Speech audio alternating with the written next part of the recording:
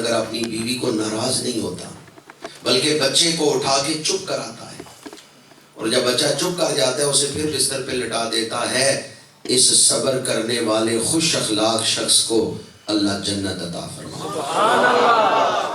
بچوں کی پرورش پر بھی حضور نے اجر بیان فرمایا۔ ایک حدیث مبارک ہے، جو رات سونے سے پہلے ایک دفعہ آیت الکرسی پڑھے اللہ اسے جنت میں وادی نور عطا فرمائے۔ جو رات سونے سے پہلے آیت الکرسی پڑھ لے اسے جنت میں وادی نور ملے گی۔ اور پھر فرمایا جو رات سونے سے پہلے آیت الکرسی پڑھتا ہے اسے تو جنت میں نور کی ایک وادی ملے گی، اور جو اپنے بچوں کو رزق حلال دینے کے لیے محنت کرتا ہے اللہ اسے جنت میں نور کی کئی وادیاں عطا فرمائے۔ حضور نے بچوں کے حقوق بیان فرمائے۔ نیا پھل آتا تو حضور وہ پھل چومتے، موسم آیا نا کسی پھل کا اور پہلا پھل صحابہ حضور کے پاس پیش کرتے تو آپ اللہ کا شکر ادا کرتے کہ اس نے ہمیں یہ نعمت عطا کی، اور بڑوں کو عطا کرنے کے بجائے نیا پھل پہلے بچوں کو دیتے۔ سفر کے دوران سنت رسول یہ ہے کہ بڑے تو پیاس برداشت کر سکتے ہیں، پانی پینا ہو تو پہلے بچوں کو پانی پلاؤ، کہ بچوں کے اندر برداشت کی قوت کم ہے۔ ہمارے آقا کریم صلی اللہ علیہ وآلہ وسلم نے بچوں کی پرورش پر بھی اجر بیان فرمائے۔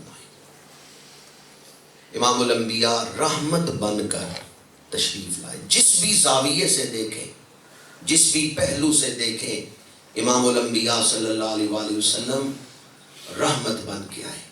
اب پیاسے کو پانی ملے تو اس کا دل خوش ہوتا ہے، نابینے کو نظر ملے تو اس کا دل خوش ہوتا ہے، مسافر کو منزل مل جائے تو اس کا دل خوش ہوتا ہے۔ 12 ربیع الاول کی صبح ہم گناہگاروں کو اللہ کی رحمت ملی ہے، ہمیں بھی خوشی کرنی چاہیے یا نہیں؟ چند ہی لوگ بولے یہاں سے کہا یورو ہے نا جی، ماشاءاللہ۔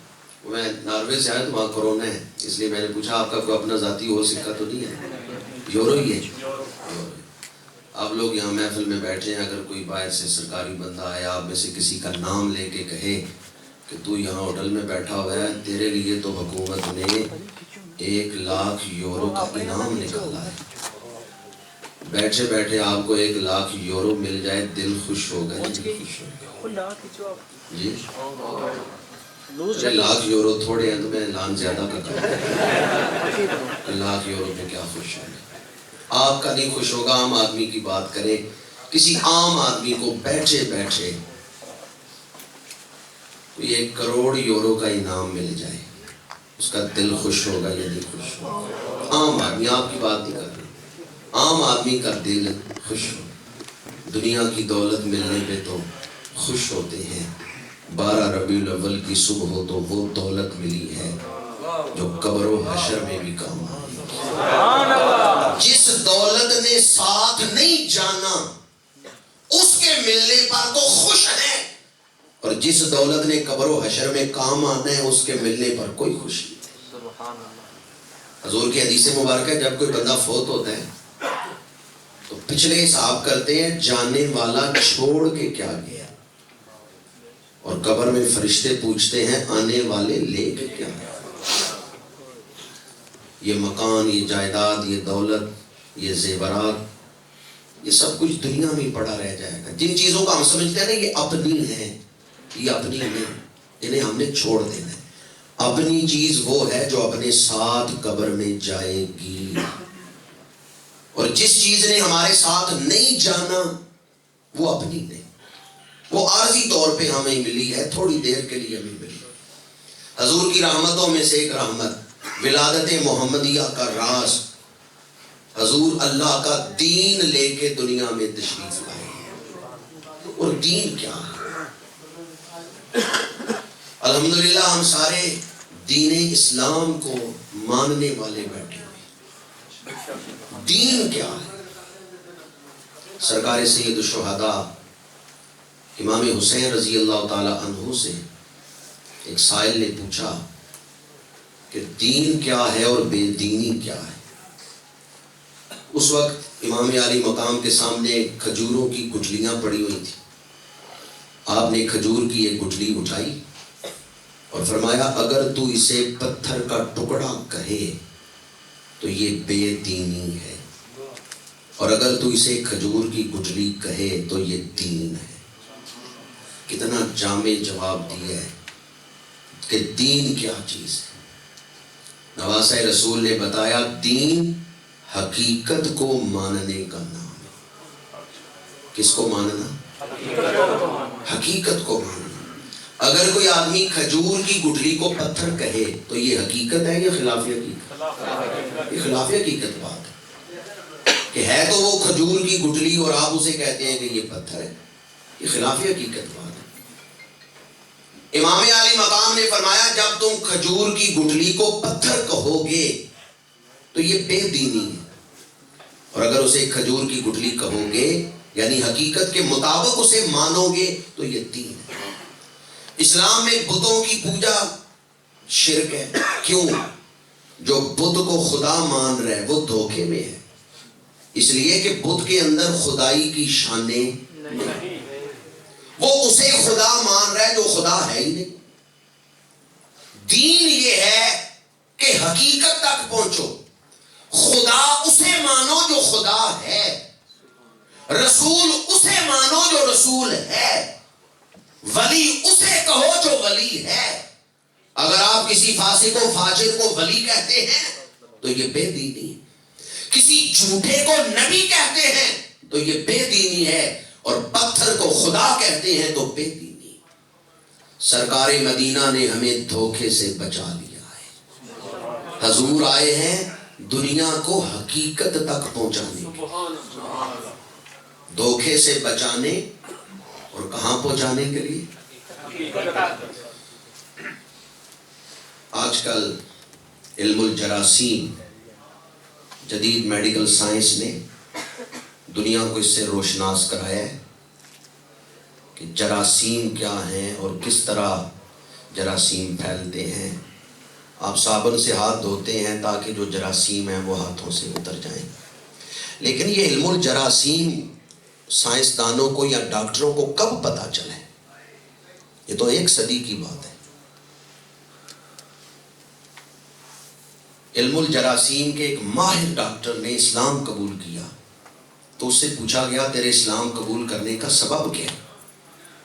اس نے کہا میں نے پیغمبر اسلام کی ایک حدیث پڑھی کہ اللہ کے رسول نے فرمایا تھا کھانا کھانے سے پہلے جب ہاتھ دھو تو اس کو کسی کپڑے سے پونچھو نہ، اور کھانا کھانے کے بعد ہاتھ دھو تو اسے بے شک تولیے سے صاف کر لو، لیکن کھانا کھانے سے پہلے جب تم ہاتھ دھو تو تولیے سے خشک کر کے پھر نہ کھانا کھاؤ، اس لیے کہ کہیں تولیے کے ساتھ جراثیم نہ لگے ہوں جو تمہارے گیلے ہاتھوں کے ساتھ لگ جائیں، اور جب کھانا کھاؤ تو وہ منہ کے اندر پیٹ تک پہنچ جائے۔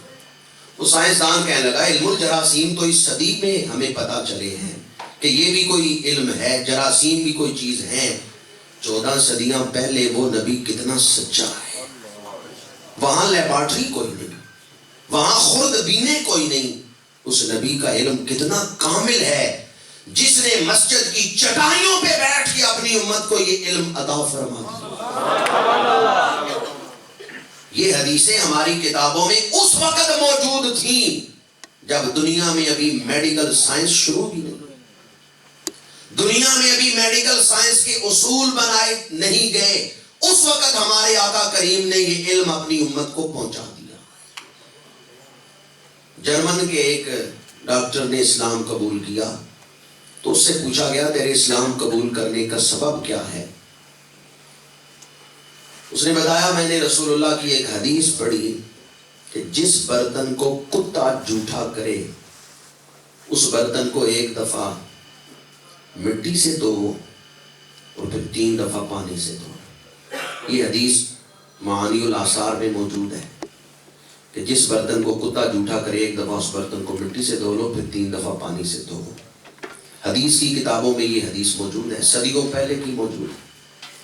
جرمن کا وہ ڈاکٹر کہتا ہے کہ میں نے 2 برتن کتے سے جھوٹے کروائے، ایک برتن اس نے دوائیوں سے دھویا، کیمیکل سے دھویا، لیبارٹری میں چیک کیا، برتن کے پیندے کو وہ دیکھ رہا ہے تو ابھی تک کتے کے منہ کے جراثیم اس برتن کے اندر موجود تھے۔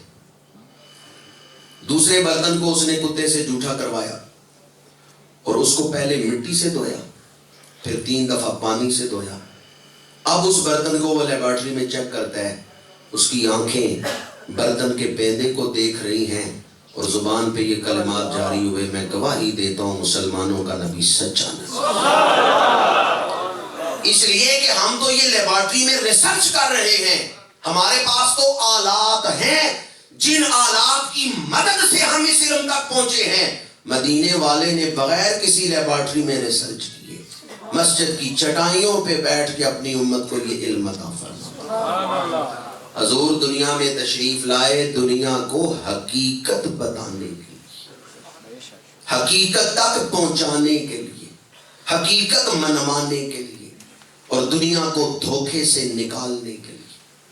تم کہاں سے آئے ہو، کہاں جانا ہے، اور یہاں کیوں آئے ہو، یہ ساری باتیں اللہ کے رسول نے آ کے بتائی۔ سب سے بڑی حقیقت تو اللہ کی ذات ہے، اور حضور کا کمال دیکھیں، اللہ دکھائے بغیر اللہ منوا دیا۔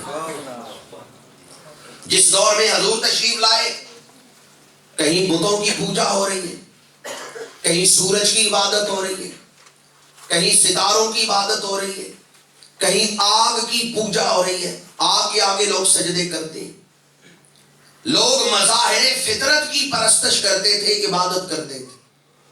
حضور تشریف لائے تو فرمایا وحدہ لا شریک لہ، یہ ساری مخلوقات تو میرے رب کی بنائی ہوئی ہے، یہ تو تخلیق ہے اس کی، یہ تو مخلوق ہے اس کی، اور جو مخلوق ہے وہ عبادت کے لائق نہیں۔ عبادت کے لائق وہ ہے جو ان سب کا خالق ہے۔ یا ایھا الناس اعبدوا ربکم الذی خلقکم، جو خالق ہے، جو بنانے والا ہے، وہ عبادت کے لائق ہے۔ امام الانبیاء صلی اللہ علیہ وآلہ وسلم نے دنیا سے ایک خدا کو منوایا۔ حضور اللہ کے آخری رسول بن کے آئے اور دنیا کی سب سے بڑی حقیقت یعنی اللہ کی ذات منوانے کے لیے۔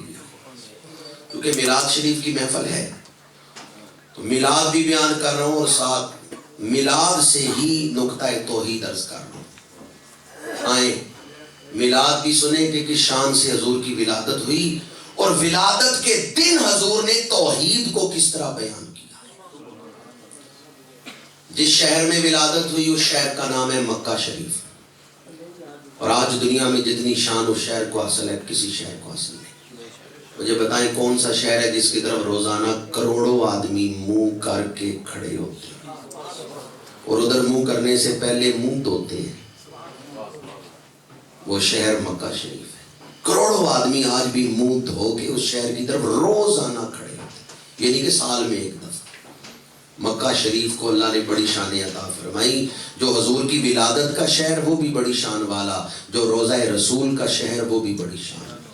مکہ شریف اور مدینہ منورہ کی محبت کا تعلق ایمان کے ساتھ۔ ولادت کا شہر مکہ۔